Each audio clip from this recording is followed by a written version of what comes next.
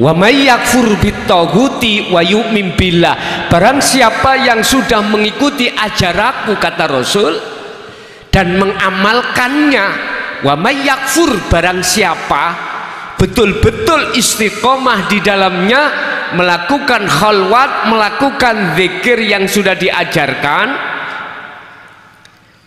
maka wa yu'min billah, iman panjenengan semua ini estu imannya dalam keadaan ihsan, artinya iman Anda hanya pada Allah. Allah yang sudah dimakrifat maksudnya. Mudah sebetulnya, Bu. Bukan sulit seperti kita bayangkan. Untuk mencapai makrifat pada umumnya kan sulit ya Pak ya, umumnya lo ya. Tapi sebetulnya kalau kita betul-betul mau untuk tekun mengikuti ajaran Rasulullah ini, aku yakin mudah sekali. Walladzi, dialah Allah, zat yang maha suci, arsala, yang mengutus sapa Allah Rasulahu, terhadap utusannya ai Muhammad ibnu Abdillah. Apa tujuannya? Bil huda wa dinil haq liyudhirahu, dengan membawa petunjuk, wa dinil haq ai dinut tauhid, ai dinut tauhid ini maksudnya adalah ilmu tasawuf. Beliau tidak hanya membawa petunjuk, tetapi beliau juga membawa dinul haq, agama yang bertauhid. Agama yang bertauhid itu agama yang mengesahkan pada Allah. Contoh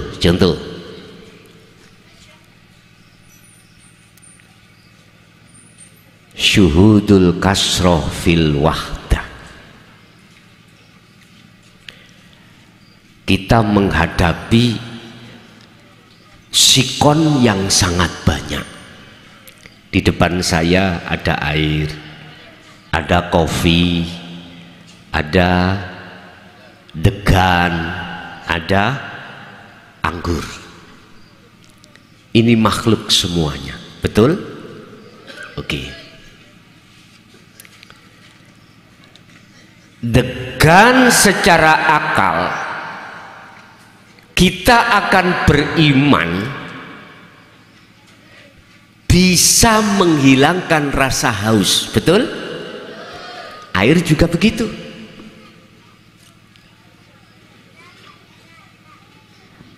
Padahal ini makhluk. Dalam surah Al-Maidah ayat 76 Allah berkata, apapun bentuk makhluk, siapapun bentuk manusia, makhluk, semuanya makhluk, baik yang bernyawa atau tidak yang bernyawa, la yamliku lakum darraw wala naf'an, tidak bisa mendatangkan mudarat dan juga tidak bisa mendatangkan manfaat. Tapi kenyataan ini secara syariat, secara logika, kalau saya tidak minum air atau degan, maka rasa haus itu tidak akan bisa diterima ya, padahal makhluk. Lah terus bagaimana kedudukan surat Al-Maidah ayat 76 itu? Kontroversi lah. Enggak. Tidak, Pak. Kalau kita tahu tasawufnya, kalau kita tahu tauhidnya ayat itu, bagaimana kita bisanya tahu? Yun sewu, nyuwun selangkung, ya selangkung, sekelangkung, Oke. Degan ini yang menciptakan siapa? Allah. Air yang menciptakan? Kita manusia yang menciptakan? Oke. Kata Rasul dalam hadis sahihnya, la haula wala quwata illa billah. Makhluk siapapun sifat aslinya adalah tidak punya daya upaya apapun atau punya kekuatan apapun untuk menghilangkan rasa haus, nggak bisa. Tapi bisanya itu illa billah. Dasarnya innahu bikulli syai'im muhit. Sesungguhnya Allah yang kumaksud bukan isim loh Pak ya, bukan nama. Allah yang kumaksud bukan sifat. Allah yang kumaksud bukan zat, tapi yang kumaksud Allah itu laisa kamislihi syai'un, yaitu wujudnya, yang wujudnya tidak bisa diserupakan dengan sesuatu apapun. Betul? Coba lihat sini, semuanya lihat sini.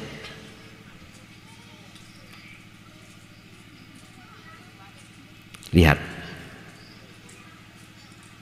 bukan udara loh Pak Bu, bukan oksigen, bukan ya. Idza sa'alaka ibadi fa inni qaribun. Muhammad, jikalau hambaku tanya tentang aku, katakan inni qaribun, sesungguhnya saya itu dekat. Apa dekat itu? Bahasanya demak, semak. Wa nahnu aqrabu ilaihi min hablil warid. Wa qala aidan, Allah mengatakan sendiri, aku lebih dekat daripada urat nadi, lebih semak daripada urat. Kok kita tidak tahu? Enggak gitu kan? Aneh toh Pak Bu ya? Aneh. Semua apa pergerakan makhluk minal masyriqi wal maghrib itu Allah yang menggerakkan. Tapi mengapa kita tidak tahu? Semua apa yang ada kaitannya dengan mata kita melihat, telinga kita mendengar, mulut kita berbicara, jasad kita bekerja, apapun itu sebetulnya yang menggerakkan itu adalah Allah. Tapi mengapa kita tidak tahu? Inilah salah satu alasan mengapa pada malam hari ini kami diutus Allah untuk datang ke kecamatan 10 Kabupaten Bangkalan, Desa Kelabayan.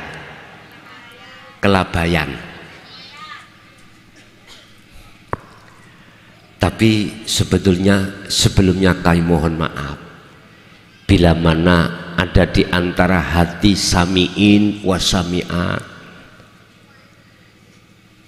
yang beda kefahaman, saya mohon maaf. Saya tidak ada rasa untuk keinginan untuk yang bagaimana enggak. Saya hanya menuangkan, menyuguhkan satu makanan. Jikalau ini diterima, yo monggo. Tidak, yo monggo. Jadi nggak ada paksaan. Saya dipaham ya? Bisa dipaham Pak Bu? Oke. Sungguh nggak ada rasa hati untuk minteri. Apa minteri? Memandai, enggak. Innama ana basarum mislukum. saya itu sama dengan panjenengan, sama manusianya. Status saya itu makhluk sama dengan jenengan, la haula wala quwata. Semuanya itu muncul karena illa billah. Saya menganggap panjenengan sampean semuanya adalah saudara saya yang melebihi dari saudara kandung saya. Maksudnya adalah saudara seiman saya pada Allah Subhanahu wa ta'ala. Mari kita pertajam sholat kita, mari kita pertajam pengenalan kita kepada Allah sampai pada titik akhir tauhid kita, mulai dari la ilaha illallah, la ilaha illa huwa, la ilaha illa anta, sampai la ilaha illa ana. Ini pendidikan kita mulai di syariat, Pak. Tauhid kita la ilaha illallah. Yang kedua, ini di dalam syariah.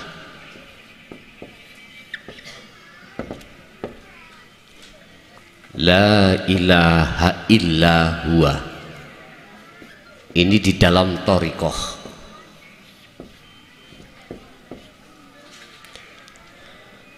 Tiga,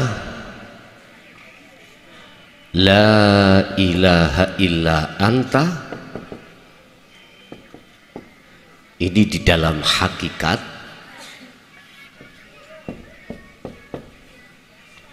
Yang nomor 4, la ilaha illa ana. Ini di dalam makrifat. Munculnya ini disebut zikir jahri, sirri, sirul asror. Terakhir fana'udz dzikri. Tugas kami pada malam hari ini adalah mengenalkan tauhid, mengesahkan Allah di titik anta wa ana.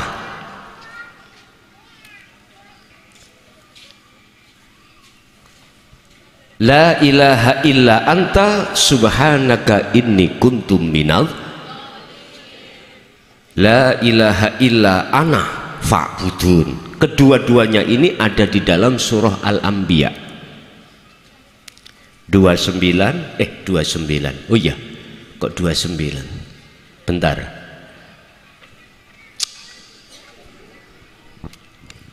Lupa saya. 25 yang ana, yang anta itu menceritakan kisah Nabiullah Yunus.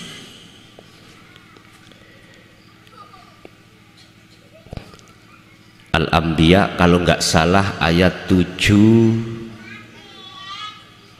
Lupa, coba yang hafid atau hafidah tolong dibantu. Bon. Oleh karena dulu sebelum kita ditiupkan ruh terhadap jasad kita, ruh kita berjanji pada Allah, qalu bala syahidna. Dari satu ayat, alastu birabbikum, betulkah aku Tuhanmu? Jenengan kita semuanya sudah bilang jawab, qalu bala syahidna. Nggih. Ini ruh belum ditiupkan ke jasad. Apakah kau tetap besok bercinta padaku, beriman padaku? Kata Allah, hanya menyembah padaku? Inji. Kita semuanya jawab inji. Iya. Naam. Bala syahidna. Iya, tetap kami menghadap terhadap panjenengan. Setelah kita masuk akil balik Bapak Ibu, barulah di sini nafsu itu diperintah oleh Allah atas dasar permintaan nafsu. Allah memerintahkan terhadap nafsu sebagai ujian terhadap kita. Betulkah kita masih setia pada Allah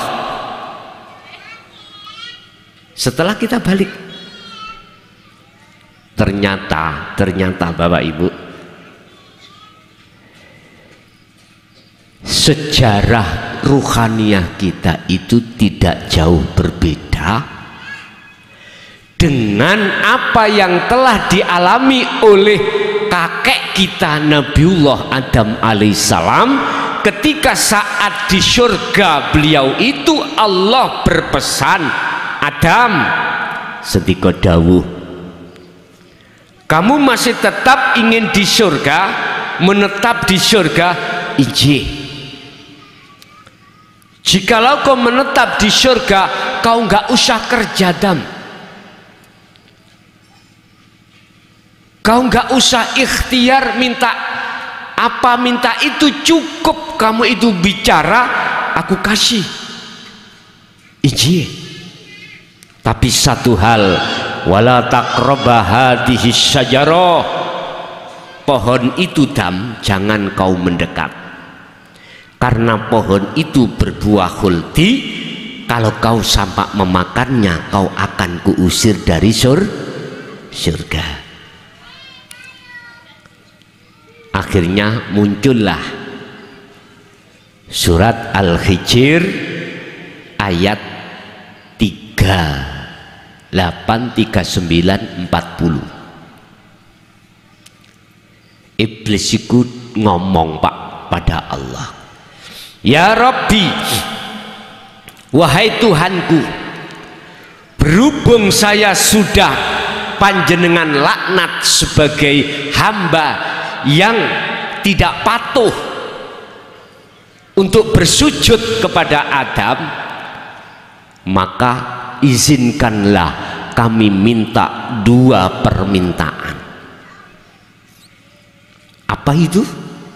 1, jangan aku kau matikan jikalau tidak sampai hari kiamat. Tolong tangguhkanlah umur saya. Allah menjawab, iya. Yang kedua, ini Pak, yang menyerang kita. Izinkanlah kami akan menjerumuskan Adam dan anak keturunan Adam. Allah jawabnya, iya, silahkan. Akhirnya Bapak Ibu, ketika kita masuk di dalam akil balik, bagaimana? Si laki-laki perempuan masuk dewasa. Wa zuyyina linnasi hubbus syahawah minan nisa. Yang laki suka perempuan, yang perempuan suka laki. Ini hukum sunatullah, hukum proses kita Pak di dunia. Laksana seperti Nabiullah Adam, ketika beliau sudah memakan buah khuldi, saat itulah kesadaran beliau Nabi Adam muncul kalau beliau telah melakukan kesalahan. Tetapi ketika saat mulai ada keinginan untuk mendekat pohon khuldi dan memakannya, beliau lupa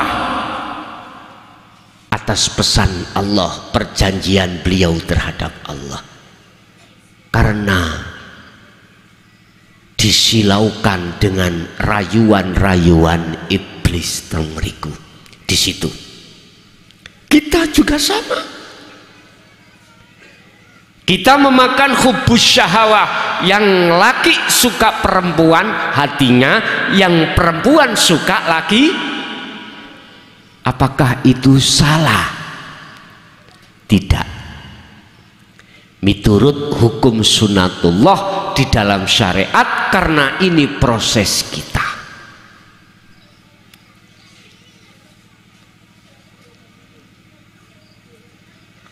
wal banin, kalau sudah menikah pasti kita ingin punya anak. Wal qanatiril muqantharah, kita pasti akan mencari sandang pangan papan. Itulah kebutuhan kehidupan, kesenangan dunia. Pasti. Apakah itu salah? Tidak. Miturut kacamata syariat enggak salah.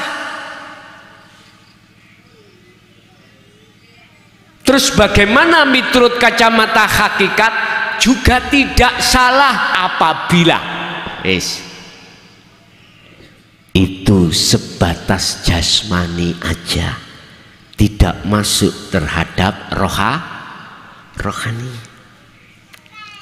Karena kata Rasul, wa ma arsalna min qablika mir rasulin illa nuhi ilaihi annahu la ilaha illa ana fa'budun. Al-Anbiya 25. Rasulullah itu Bapak Ibu diperintahkan Allah untuk menerima wahyu yang paling inti, dan itu juga berlaku bagi Rasul sebelum kanjeng Nabi. Wa ma arsalnaka Muhammad, aku tidak pernah mengutus utusan sebelum kau termasuk dirimu kecuali harus menerima wahyu inti. Rupane wahyu itu adalah berupa apa? La ilaha illa ana, tidak ada Tuhan yang wajib disembah illa ana, kecuali saya, kata Allah. Fa'budun,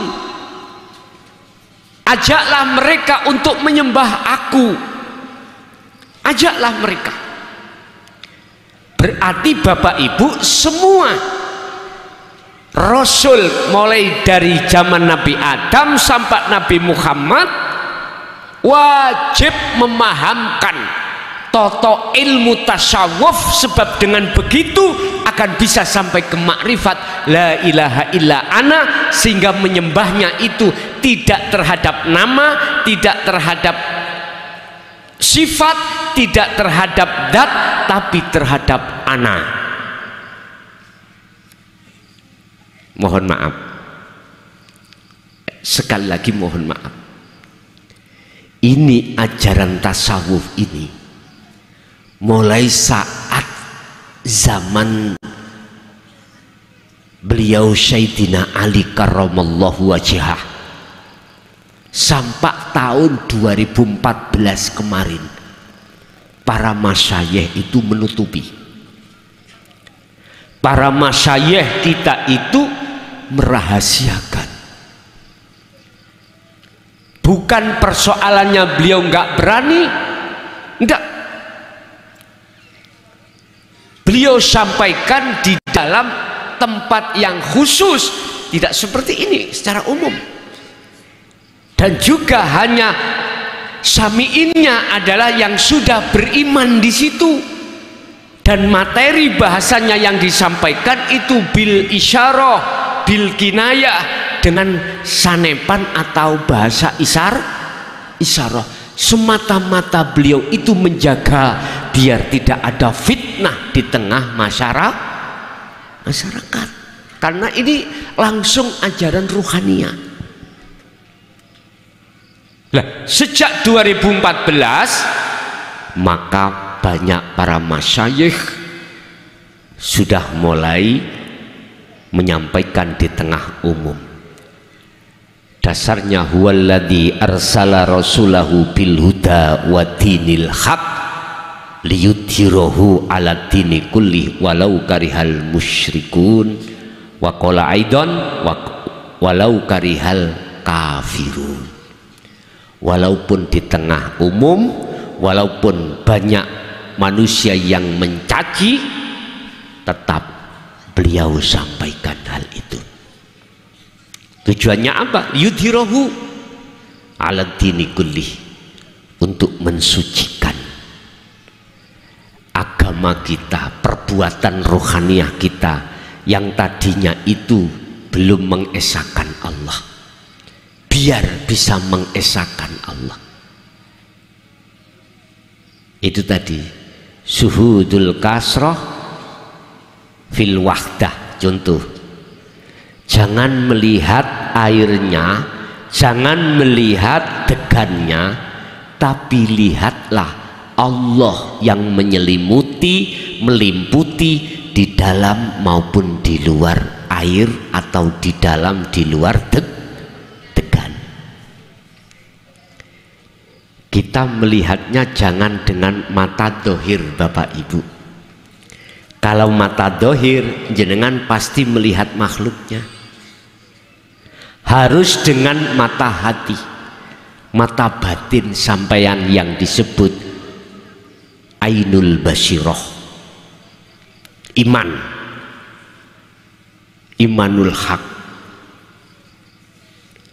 Allah itu lebih dekat daripada urat nadi.